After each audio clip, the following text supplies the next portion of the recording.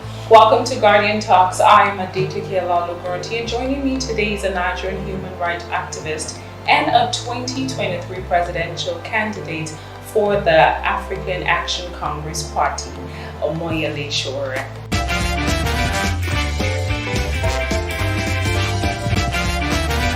Thank you so very much for being here. Thank you for bringing me.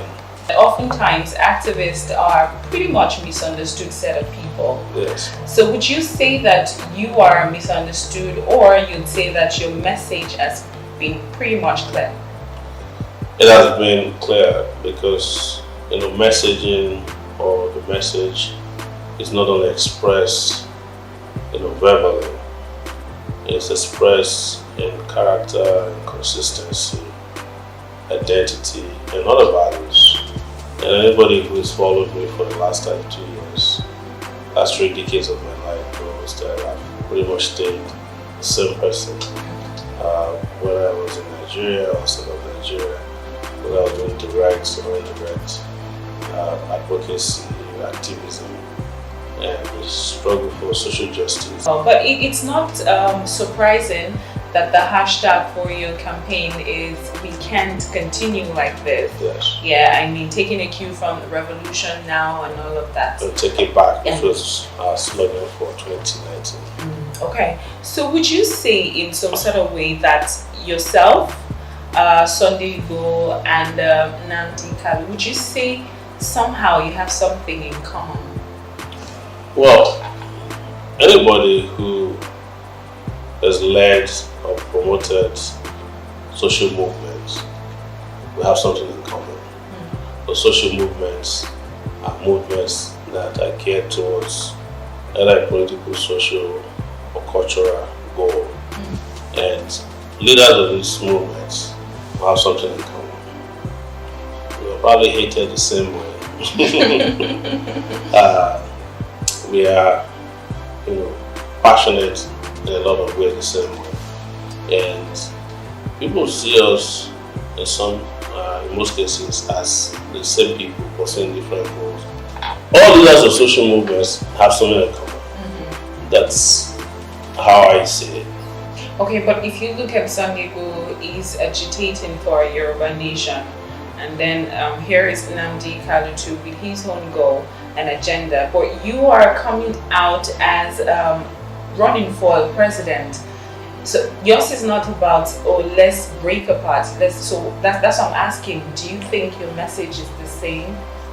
Well, our messages are not the same, considering that they are asking for Nigeria to be partitioned so that their own section of Nigeria can enjoy justice in their view. In that regard, all of us are fighting for social and economic justice. But where I'm different is that I am more of a Pan-Africanist who actually feel that Nigeria is too small as a country.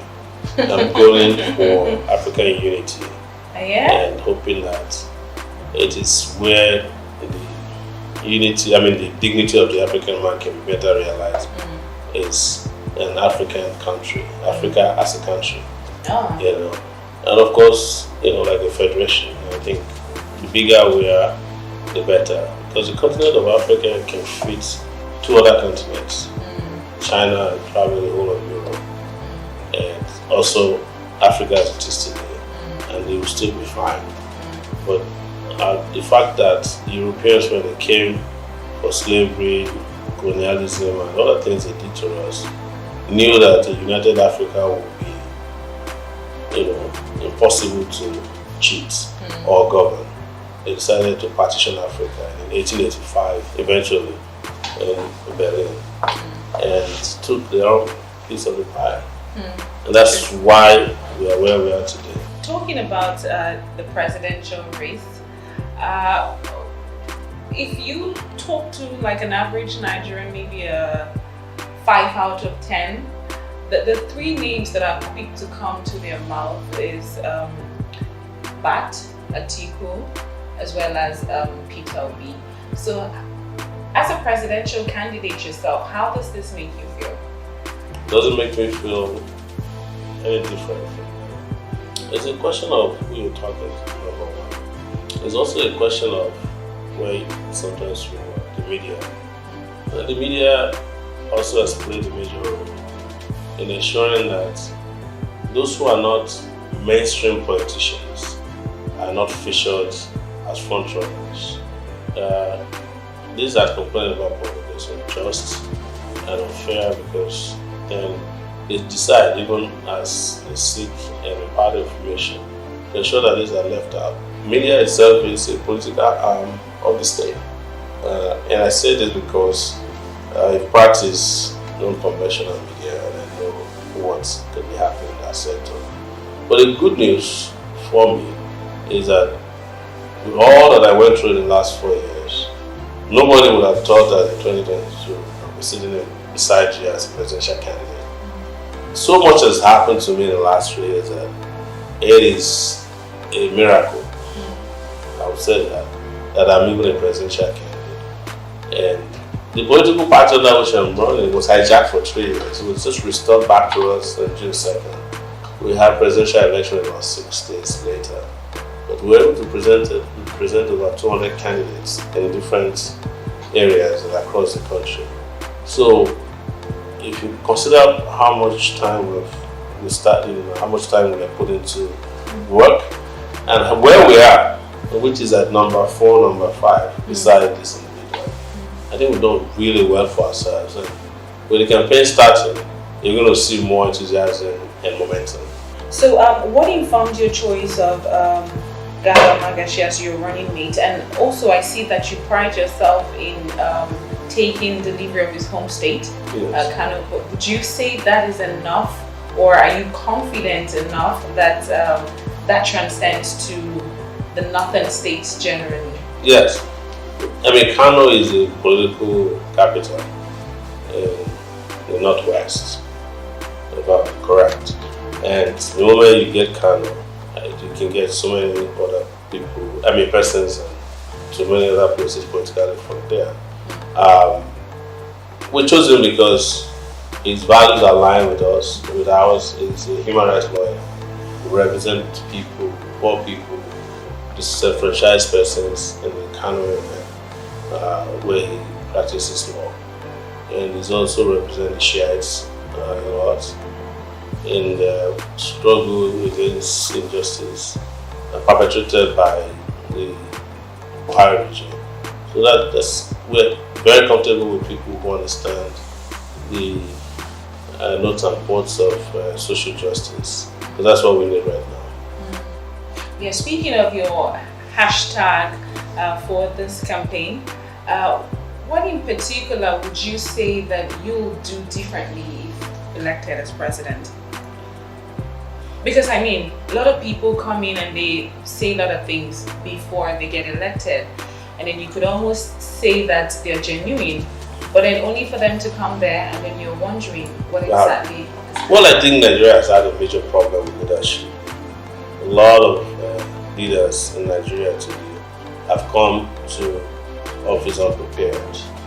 Maybe the last time I could say that I saw a prepared candidate, or a bunch of prepared candidates, 1979. That was about 8 years old then, but I was old enough and conscious enough to know that elections were good. And when you hear the likes of Nnamdi Azikiwe speaking, Obafemi Awolowo speaking, I think Aminu Kano participated in the 1979 election. They're quality candidates. So, and this time around, you have a quality candidate and myself, and like I said, I come with a clean slate. And I just have noticed that it's part of the reason why, as I said, the media don't want people to know too much about some of us, because they are comfortable with the old system. So, and this time around we will make it impossible for them to overlook us, and we'll break the barriers that's always been there, so we can get to Nigerian people and do something different. So let's talk about the system that we operate in. So some people, most people, when having conversations, they seem to think strongly that there is something wrong with our system such that, I mean, you know, Yeah. that no matter how good a person is, if you operate in a bad system, you would almost become bad yourself. Yeah. So what would you say is wrong with our system? Because it seems like nobody gets there and actually functions well. It's foundational. The country was built on a faulty foundation. That, you know, when you set up a country, when you establish a country as a business, you know, it would pander to the vagaries of business. Nigeria was set up as a business, as a supermarket for the British. Yes. Interestingly, it was actually set up by a businessman. You know, they used to call them the Royal Niger Company. They were also set up this present day Nigeria. I think around 1901, 1899.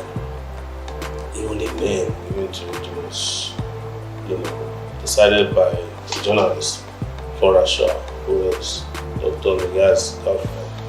And so Nigeria then was handed over to a bunch of leaders who probably didn't understand even what they were doing. I'm sorry, because when sometimes we talk about our heroes past or our forebears or the independent leaders of Nigeria, you're wondering if this is Nigeria.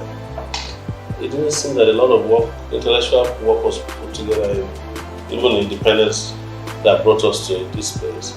You know, one of the things I joke about is even the Nigerian flag. It had to be the laziest flag ever designed that I've ever seen in the world. It's like not much was put in here. So that foundational leadership problem was there at the interest of the British, post-colonial and post-colonial interest, which is still subsisting, was there. The fact that Nigeria never really became a nation. It's just a country. That's a major problem. And until the system is changed, but systems don't change by themselves. Systems are changed by, you know, very creative, innovative, and visionary people. And that's where we fit in. I believe that we will change the system at all costs. And guess what? When Buhari came to power, they tried to put him. Twice, he promised that he would come. Change his mind. And he will come to Nigeria. It's just not working. Because the leadership in place was not inspiring for him. And he knew he couldn't function under the system. The system you're talking about. That's why I say people change system. So that the system can change in the nation. Thank you so very much for your time. But before I let you go, how well do you trust the electoral process? No, I'm one of the most skeptical persons about the independent National Electoral Commission. Because I know that their primary goal is to submit to their appointees. They were appointed, or their appointers. They were appointed by the regime. They expect to be loyal to them. It's the way it works. And I've had personal experiences with how they handled our party crisis that tells me they always work for the highest bidder or their owners. So that is one arm of the electoral campaign that we are keeping separate. The arm that says if you rig us out, you can't go to sleep.